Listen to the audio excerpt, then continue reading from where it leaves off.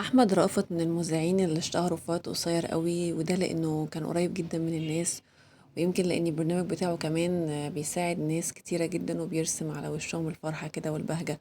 فدي من الحاجات اللي حببت الناس قوي فيه، وكمان خلت البرنامج بتاعه يشتهر بسرعة. لكن رغم النجاح بتاعه الكبير ده برضه مسلمش من الانتقادات. وده لان في ناس كتيرة شافت ان هو بيعمل كده عشان خاطر يكسب تعاطف الناس. وان هو مفروض ان لو حد بيعمل خير مش مفروض ان هو يصور الخير ده، بالعكس هو المفروض يعمله في السر افضل.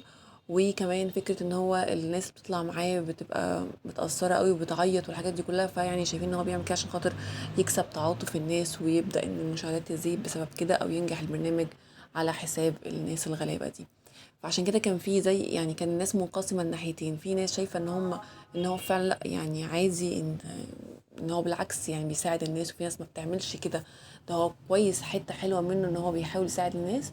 وفي ناس شايفة لا، المفروض ان هو لو حابب يساعد الناس، لا المفروض ان هو يساعدهم يعني بعيد عن الناس، بعيد عن الكاميرا، وبعيد ان الناس تشوفهم وكده، لا يبقى بعيد عنهم. وشايفين كمان ان هو عشان خاطر يعني يحفظوا كرامة الشخص ده، ما يبقاش باين او طالع قدام الكاميرا ان هو بيعيط او ان هو بياخد فلوس او الحاجات دي كلها.